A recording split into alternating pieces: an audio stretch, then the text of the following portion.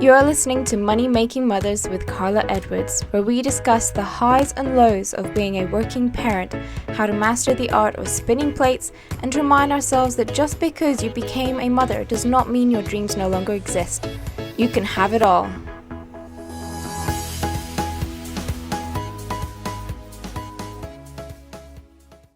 Hi everyone, welcome to this week's episode of Money Making Mothers, where I am joined by Francesca, also known as DJ Fran, who is running her own accountancy firm. She is so positive. She has a very good outlook on life of just post it, the journey is real. And she also has an obsession with grenade bars. But I think you're going to like this one. Hello, I'm Francesca from Future Cloud Accounting. We started the business last April 2019. So it's a very big adventure of being me, letting myself go, basically. I've got two children, Isabella nearly 15 now, and my son is 11. And I went back studying when they were 5 and 2 and started a whole new career. I didn't. Are you Fran? Sorry, I'm through off there. I didn't realise you had a daughter that old. Yeah, she's 15 next month. Oh, yeah. 35, 36 on Tuesday. You don't look 36. Don't know. How old are you? I'm 30. Yeah. Oh, I'll take that. No, I thought you were my age. I'll take that. Amazing. Right. So, thank you very much for coming on. I think me personally, I follow you on LinkedIn and I think you're absolutely incredible. What you do on there, the content and your interaction with people is just, you always make me smile. And I can see with everyone else, like, you really create a nice buzz, which is good, especially in, you know, the way things are at the minute with people being quite negative and the way the world is, but never mind. But what I want to know is why you do what you do. What made you start doing the business and how did you get to that point?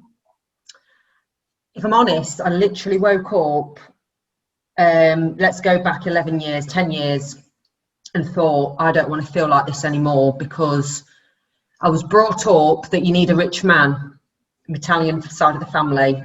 My dad's not about, but he's Italian, so I don't really see my dad. And I brought up, my mum like did the little jobs, and my dad was the owner of the restaurants. He had restaurant businesses. And I thought I was sick of relying on, so they were my ex at the time. So I've got two kids, two different dads, I'll be honest. Made a couple of mistakes there, bad boys. And they earned the money and I felt like I'll just do my little job. But I knew deep down I had more about me. I was very bright at school. I kept my head down. I was a bit of the class clown, but I hung around with so I was half popular, but then half a geek, if that makes sense. So I really worked hard at school. But then I just left school and fell into these wrong traps and these wrong crowds of friends, I think, and had kids. So I was pregnant by 20, had my daughter. That was a failed relationship. Then had my son at 24, gave birth at 24. And then at age 25, so he was 1, I thought, I was working at a dentist on reception. And I just looked out the window and I just thought, I need more than this. So literally went back to studying 10 years ago. So I did AAT at my local college and graduated 3 years later, basically. So it's like a uni degree. Yeah. Bought my first house when I was 29. So that took me that was a vision of 8 years, basically. So the day I went back studying, I was on tax credit, so literally had no money. I counted every penny, yet still managed to save money. Even if it was 20 quid a week, I was saving it towards a deposit for the house. Took 8 years. I was single for 3 years while I studied. I didn't go out, I had a couple of dates because I was set up with dates, because I felt like I was damaged goods. How awful is that? Because I've got 2 kids by 2 different men and they weren't very nice people. So I thought no one's going to want to get with me, if I'm honest. Yeah, so I think the confidence came probably when I graduated, I think. I landed my dream job actually in a corporate world. So Duncan and Topless, I tried to get in there twice. It's a practice where you do your accountancy. And I think the reason why I got the job was because a friend of a friend got me in the door to meet me, and they liked my personality, not because of what was on paper. Yeah. And I think they saw that I said to them, I'll do whatever it takes. And literally started there in 2013. I must have asked that many questions because I wanted to fast track, because you normally go to these jobs as a graduate. Obviously I went later in life, they weren't used to it. I grafted my arse off there, and I used to sit there and go, why are they doing accounts like this? But I thought, who am I to say, because I'm new to the career, but I just couldn't believe how long-winded everything was and not simple enough, and they didn't really speak English. And I was like, you can joke with a client, you know, it's fine, but because they didn't, I was so anxious around certain people there, it was a nightmare. So when you got into the job in the corporate business side of things, did that give you more confidence to, you know, to do for yourself, for you to start creating something that you thought would be better and would be more effective for accounts? Yeah, I did. And it's almost like there was so many times I thought, why am I doing this? I'm like, because I remember when I got the job at Duncan and Topless, he said, you're going to drop in salary, you know, you're going to be on lower pay than people younger than you. And I went, yeah, I know. I was literally on like 12 grand a year. Yeah. But obviously I had tax credits to bump it up all the time. It was just horrendous, and I hated hated it. That obviously I doubled that within a year or two. I doubled it because I grafted and said that I need more money now. Like, I'm at this stage now, I want to do this now. I was talking to clients, I was putting myself in networking. I was asking to put me in the payroll, put me in personal tax now. Can I do this? Can I meet that client? Can I come with you for meetings? Can I do this? Anxious all the time, thinking, what am I doing? But I must have subconsciously known it would get me somewhere, but I didn't know where.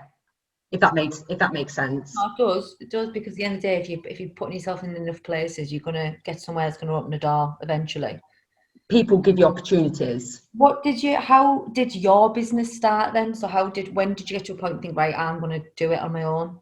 So 2016, I started using cloud accounting. 2015, I got introduced to Xero, and I thought, I need to learn this, the ins and outs. If you can use your bloody phone to do accounts, we're laughing. But no one else cared about it like I did. I said, we've got to use Xero, it's amazing. I really loved it. I loved the fact that apps, because I was very forward thinking anyway. And it got to 2018, I had a really bad breakup. So, God, it's funny how bad times can lead you to great opportunities. It's usually the case, though. Yeah. So basically, 3 weeks before my wedding, it's like I'm making it up. I wish I was. The guy I was marrying basically left me. What? So just he changed a little bit about 3 months before the wedding. I noticed obviously it wasn't himself, because he basically was on Instagram and he wanted to be like a Insta model or whatever you call it. He was not him. I knew he wasn't a real person. So basically the typical what you see posted on Instagram wasn't who I knew, and I couldn't hack that. And he kept doing it more and more. I was like, you don't even talk like that, mate. What's going on? And I was thinking, I'm marrying this guy and he's changed overnight, literally. So 3-4 weeks before the wedding, I think it was Mother's Day as well, March the 10th, 2018, I literally said, I feel like you don't love me. And I said, if you don't feel that you want to get married, then you need to go, because he was in my house. Obviously, I bought my house. He didn't have a house. And if you don't want me, post the key and go. I'll leave. Obviously, I was in bits. I wasn't saying it quite so strong. But I left and came back home 4 or 5 hours later, and he's gone. Oh my God. And then I broke down, obviously, had my cry. Had a honeymoon to Maldives booked. Maldives or Mauritius. I think it was Mauritius, sorry. Booked for 3 days after the wedding date. Oh. And the funniest thing is, I can laugh now. My wedding was booked for Friday the 13th of April. How random. Maybe it was a date I picked. It's like not like it doesn't sound like it's real. Oh, honestly, there's another story I could tell you, but that after that, I fueled all my energies, not in crying and moaning and being sad and down for too long. Actually, I'm worth more than this. It didn't happen for a reason. And I just got my head down and actually carried on learning at work, put myself out there, and it kind of fed me like to do more and to go, be a bit like, I'll show, without thinking at the time, it must have been a bit of a kick. I'll show you, because I don't need a man to make, and work on myself, because I think I still had a lot of self-doubts of who I was, if that makes sense. And so planning the business, leaving Duncan Topless. So that's how it kind of kicked me a little bit further up the bum. And how did it pan out, like during when you first set out doing it, and you were obviously setting up, going through what you were going through? Was it a lot to handle, or did you just throw yourself in it with that much that you didn't even see what was going on around? I didn't even see, like, some of my friends came round to see me after he left and stuff, and they said, oh my God, I can't believe how strong and positive you are. We thought you'd be picking up off the floor. And I was like, but I knew deep down, and all women do, you get this gut feeling, and loads of us ignore the gut instincts, the gut feelings, the red flags. I knew he wasn't right for me. So rather than dwelling and going, crying that he left me and he hurt me, no, we hurt each other. It's a two-way street, really. You've got to see that actually it didn't work for a reason, not just because of him. We just wasn't a match. Just face it and move on, but at least quick as you can. Something positive out of it, like you've opened a business. Whether that was because of him or because of the breakup is irrelevant, really. You've got something very good to show from a bad time. But it wasn't, obviously the drive there came from mishaps in the past, but I do believe in helping clients in a better way, and that's what drives me now, and it did at the time. And I think showing the passion, being a different accountant, you can handhold your clients, you can be their mates if you want to be their friends, and put them first. That's what's grown the business, and honestly we grew dead fast. It's going. How many work there? Is it just you, or is there? So that me and my business partner, so she used to work for Duncan Topless Lincoln, and she left 4 years before me. So we came from the same business, which is great. And we started April 2019, and by November we'd hired 2 and got an office, only a small office. And then we've hired another 2 over lockdown. And then we're hiring someone else as we speak, hopefully, when we can find them. And we're getting an apprentice, but we're using that new Kickstart scheme. Oh, amazing. So really, isn't it? Well, what the journey is real. Jesus.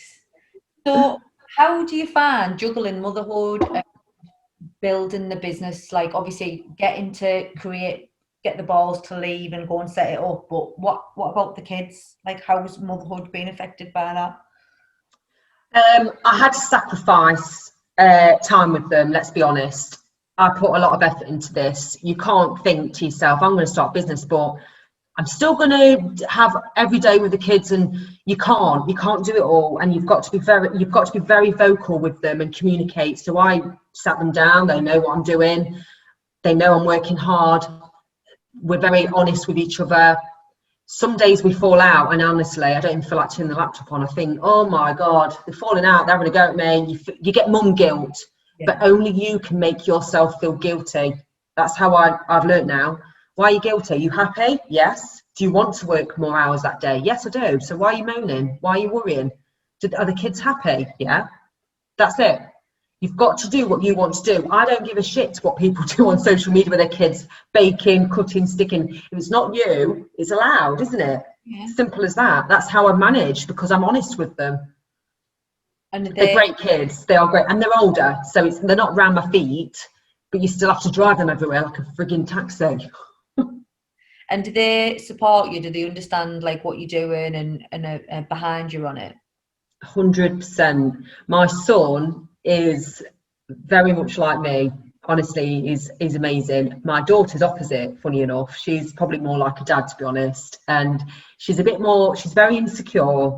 She doesn't just post it. That's what I use. Her friends appreciate what I'm doing more than she does, because I think she's a little bit embarrassed but I think she secretly loves it as well. If that makes sense. Social media presence. Yeah. Yeah, because a lot of people, so just explain the social media bit for people. So basically, last year I started the business, and I just did a really random video basically saying, I've just gone self-employed, I'm going to do this, this, this and this, and prove this is how you build a business. And to my word, I followed my own steps, because I kind of know how to build a business. I just do. I've read a lot of things as well, and I learned a lot through my old job. And so I do the hashtag, the journey is real. But as things have progressed, I'm very informal anyway. I just started doing more silly things just to get a smile, and people encourage me. So obviously my daughter will see the odd one on Instagram and that, but she does support, she does like it. She does, because she's not on Facebook, but on Instagram, she does. But then, for example, I've been going into schools to help the year 10s and 11s. So me and my business partner, Charlotte, did a presentation, and it was the year above her at the time. And I know she was a bit embarrassed about it, you know, because the lads will go, oh, I've seen your mum, or she's well fit. That's what she told me. I'm like, that is cringe, actually. So I can imagine it's embarrassing, but all her girlfriends, they love it. They love seeing that her mum's doing all these different things and encouraging. But I can imagine it is a bit embarrassing for them, isn't it? Yeah, well, because they probably don't know how to handle it, and it's at that age as well. Everything, yeah, like anything and everything. So she probably is very proud of you. She just doesn't. She doesn't know how to show it. I know that. Yeah, as much. But yeah, is it not as, just for anyone who is worried about having, you know, going for a career and who have children and all the mum guilt? Would you say, as long as you're open and honest and vocal about, you know, what is happening and about being honest with the journey with them, that it's yeah, it's 100% doable. You have to make sacrifices though, so you can't be on £1,000 a month, let me say, for saving, and then spend all your money. You need to have that flash handbag, and you need to have the flash things, and your kids can't have everything they want. But if you vocalize that with them and keep visioning what you're going to get at the end of it, I know so this year, for example, me and the kids were booked to go to Dominican Republic, but a few years back I'm going to Turkey, Butlins, the £10 deal out the sun. You know, obviously we didn't go, god damn it, but I visioned that one year I'm taking them to the Caribbean, and I achieved it in a year. My business only opened last year, you know. unbelievable. To do the things you want to do, you have to really be honest with yourself and even the little ones. You can achieve so much if you need to ask for help as well. So my son plays football, and he had to sometimes travel 20 minutes up the road, so we ended up doing like a drop off with different parents, so I didn't have to do every one. Ask for support. People are willing to help you, and don't care what they think. If they think, oh, not again, you can't pick them up, let them think that. You know, I'm not bothered, because we're happy, the kids are happy, until they say to me, oh, you never support me, then I'll rein it back. Yeah, you know. At the end of the day, that is all that matters, isn't it? Because what you're doing it for is for you and your children. And as long as you and your children are happy, then that's all that matters. People can have the views and opinions from the outside, but when they're not living in your house and they're not going through your journey, you and the kids are. So that's all. Exactly. Another bit of advice is be around people, even lose friendships if you have to, or boyfriends or whatever, because so many people would have held me back 10 years ago. Trust me, the comments was unreal, the judgmental people. And I've learned to be less judgmental, just so I can do what I'm doing. What was you going to say, Karla? It's really hard to shrug that off though, because sometimes when it's like close friends, family, people who you know could have put your life on, that they'd have supported you 100%. They don't. I get more support of people I don't know. It's crazy. Like, I hear that, honestly, from most interviews that I've done, I hear that a lot. I've only been, I've been self-employed for 2 years. Yeah. And it has been a struggle, because the problem is, I think sometimes is you expect that people understand why you're doing it, and they don't. Nobody understands why you're doing it apart from you. Yeah. And it's when they don't get it, it's not because sometimes it's not because they're not supporting you or that they don't want you to do well. It's just because they don't have the mindset you have. And it's, my husband always says to me all the time, yeah, but they're not you. They don't think you aren't. I get that. To like think, oh yeah. Like, why? Yeah. We're all should be like this. I'm right. Like, why doesn't it make sense? But it's true, they don't. And it's like, I think that's really difficult for people to sort of just think, do you know what, as long as I'm happy and I know my why, that's all that matters. You can just keep going and keep going. And like you said, as long as your kids are happy, then that's all that matters. Sod everyone else. 100%. In terms of the journey, especially the hashtag the journey is real, what's been the hardest part? The hardest part was putting myself out there, because what you see is what you get, and the thought of someone not liking the real me hurt. I see a lot of people put in, I don't care what people think, blah blah blah. They're very brash and whatnot, but that's probably because they're acting a little bit. You know, you see a lot of actors on social media just so they can get that sale, and I think if I actually care, because it's being vulnerable. I'm being vulnerable. I say so much, and I really want to help others be inspired. I've always thought that.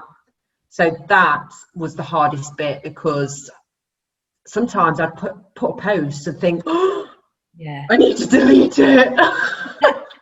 Oh my God, no, it's fine. You've just been honest. Leave it. Get a grip. And I've had like a post and I didn't get any likes or something. And I think, so? Does it matter? You're not doing it for the likes. You're doing it because you want to share that content and that one person might see it. Fine. Yeah. Move on. But you're not going to get likes on day one. No one knows who the frig you are. Get a grip. How did you get the balls to do it? I don't, that's the thing, right? I don't know, because it is hard. I just thought, so what? I kept thinking, so what? Do you like you? Yes, I like me. I laugh at myself. And that is really sad, isn't it? I didn't see something and post it, and I'm laughing for ages at my own content. I cringe at myself, but then I think, that's so what? You'll get over it. People can forget about it. Go again. Try different things, but use your own personality. Don't copy. Get influenced by people. You don't need to copy. Who is your biggest, like, have you got somebody who motivates you or influences you in a good way? I love Joe Wicks, body coach. You're fitness, aren't you?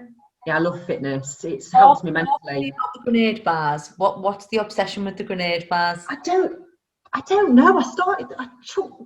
Who gave me one? I can't remember. I think it was last year. They're bloody expensive though. But I just thought it was a nice substitute to chocolate. I love chocolate. I do. I'm obsessed. So I don't know. And I love Alan Barrett. So I looked into the owner, read about the backstory, and then it made me more obsessed. I think that's what it was. I saw his story on LinkedIn, and I thought, because it took them 10 years. And the thing is, people see that we started our business last year, but actually for 10 years I've been grafting and working, and that's how long it's took. I didn't shout about it 10 years ago, because you kind of do stuff behind the scenes. So that's probably why I'm so confident out there, because I know my stuff, because I've done the groundwork. I haven't just made it up and thought, oh, I need a sale. I'm literally genuine with everything I've done.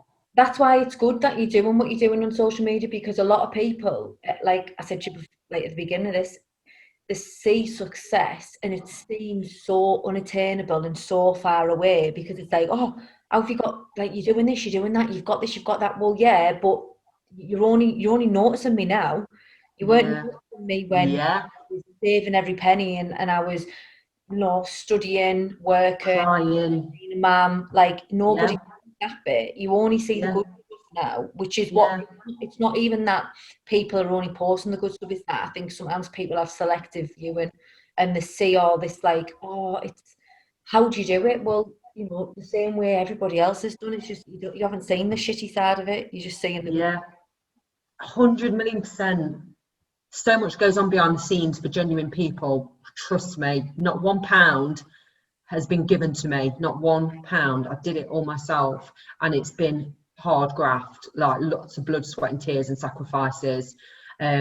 You know, I had to be on my own for a long time and keep my head down. I actually had an eating disorder in 2011 while I was studying, because I think I couldn't control anything else, so you control food.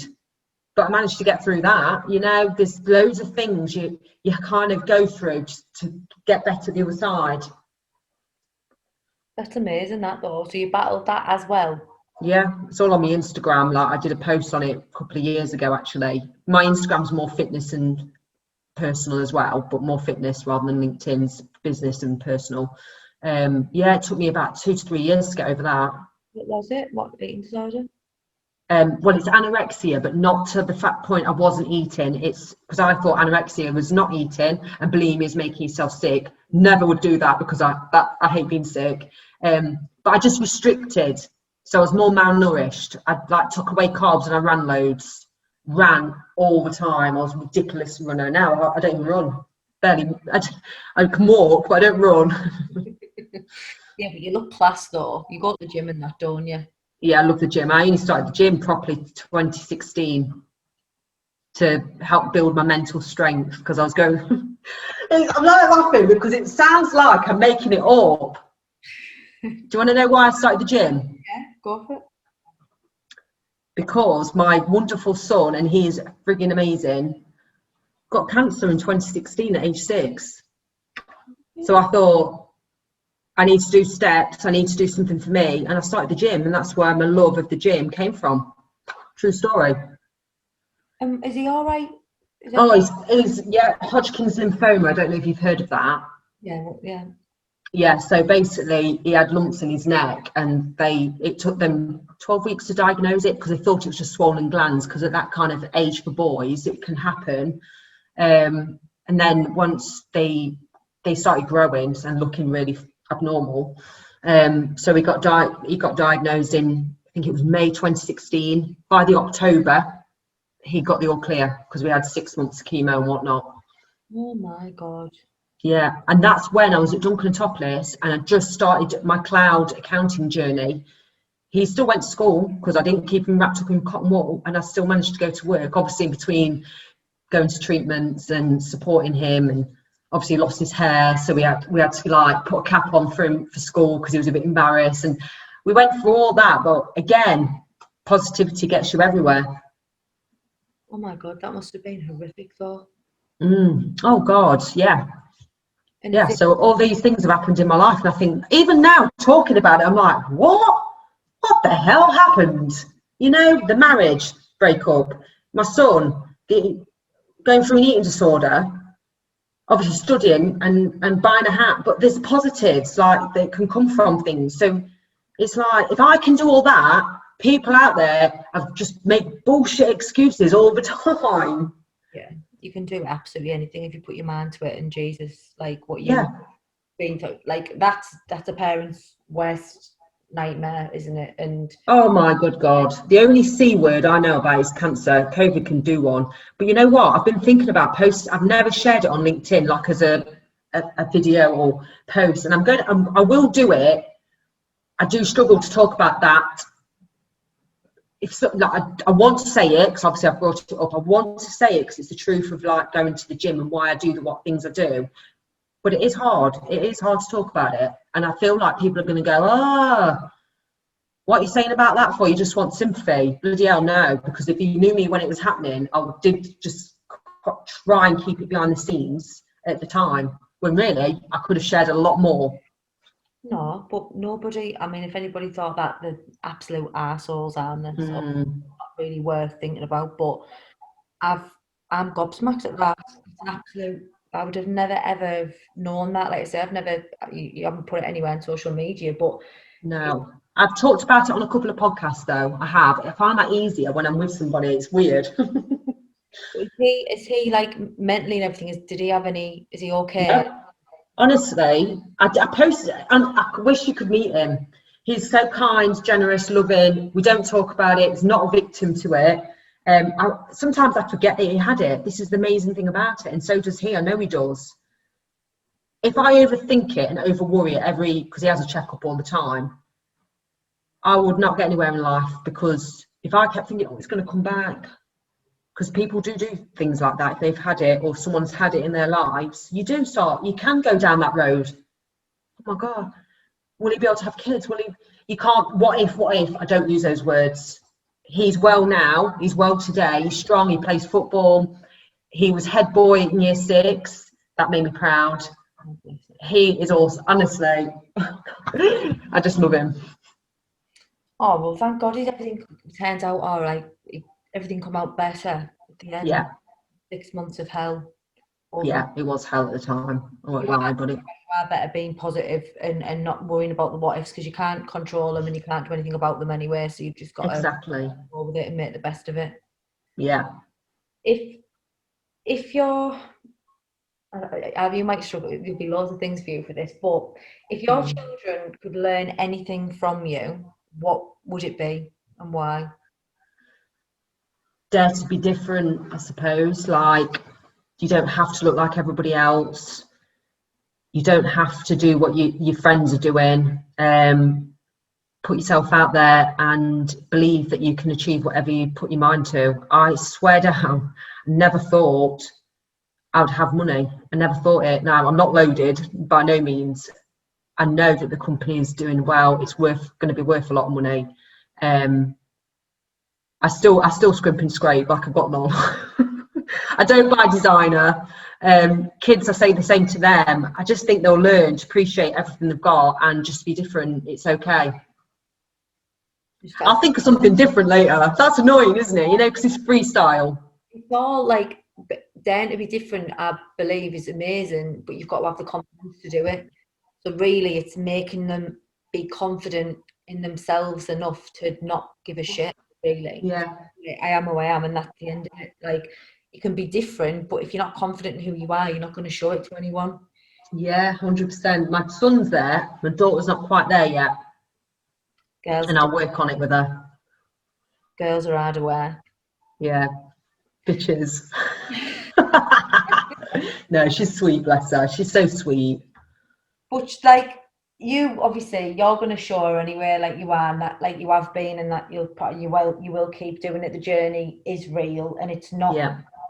And it is hard to have the confidence in yourself sometimes, but if you're not, you've got to be your biggest fan, haven't you? Oh, I say that all the time. Just be your own cheerleader. It's okay. If it comes across vain, I don't care. Share what you're up to, because the reason why I don't care in that respect is because that is genuine and real. But you will feel vulnerable putting yourself out there, and that is a normal feeling. Even the most confident, cocky, arrogant people are vulnerable and feeling like, ooh. Yeah. It's a natural thing to feel uncomfortable, but usually when you push through, well, one thing I've learned over the past couple of years is when you're at your most uncomfortable, that's usually where you'll break through better, because it's being uncomfortable. It's like onion peeling, like you're peeling back another layer, and that uncomfortableness goes away, but it's pushing through it and just rising with it and thinking, right, it's not going to feel like this forever. And then when you come out the other end of it, you feel like you've achieved something, and you naturally become more confident because you've overcome something that originally was very scary. Yeah, 100%. It's the same in the gym. It feels uncomfortable lifting weights. It really does. You don't want to pop a vein, or you want to do it all delicate like women do, don't they? But when you really get uncomfortable, that's where the growth, your muscles grow, and that's where you definitely feel more stronger. I'm so glad I started training in the gym 4 years ago. I know it was under a weird circumstance, but do whatever it takes to make you feel confident and happy, because if you're not happy and confident, your kids won't have the best version of you. I just want to be a better person all the time. Yeah. A happy mum is happy kids, isn't it? Yeah. So, but I'm not a cutting, baking kind of mum. No, me neither, love. My husband bakes. I don't bake. Like, I can't. I don't. Do you know what it is? It's weird. I don't have the patience. I do not have the patience for it. Like, I'll sit and colour and do stuff like that, but like patience level for baking and following instructions where I can't just like wing it and put my own spin on what I want to do. I'm just not. I tried in lockdown to do it, and it turned out green. Like, out green, and Oh my God. "No, you've done something wrong there. What have you done?" I was like, "Oh, I put a bit more ice. It was colouring. I put some more colouring so I wanted it to be bright pink." And she went, "I told you, Karla, that wouldn't work." And I was like, "I thought I'd be better at it." I wasn't. I don't bake. Bless you. But it's been amazing having you on, and I've really I've found out a lot more about you than I thought I would. So thank you for being so open and honest. It's been That's all right. amazing. But if people want to find you and see, obviously, where you are, where will they be able to get you? Well, let me do a shout out to Michelle Carter. Mwah, blowing your kiss. Number one fan. Number one fan, bless her. So where will I find you, love?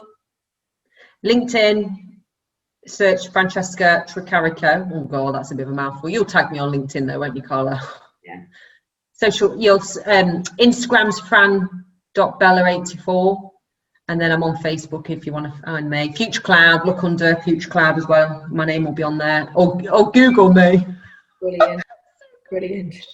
Or hashtag journey is real. You'll come up somewhere on there, won't you? Yeah, 100%. I'll be there. But no, I'll say hello if you've listened in. No, it's been amazing. Thank you so much, love. And You're welcome.